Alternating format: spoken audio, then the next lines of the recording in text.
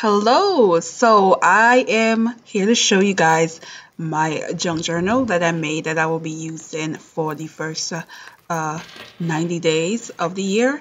And I wanted to do something different. I've been making so many junk journals that I think it was just an idea to actually use one as a writing journal. So there's a lot of basic pages in here because I want to be able to decorate the page and add things to the page as I use it.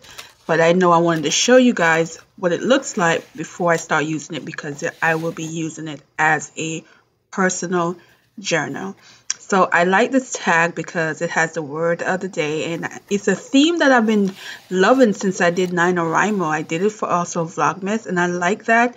And this will be helpful to see like the words that I use in a month, and if I repeat alarm words and moving forward. So I have quite a few of these that I will be using for various things, but I love the layout. I love how simple it is, and it still has the junk journal theme of using papers and different things to do the pages as I go. So enjoy the rest of the video, guys, and thanks for watching.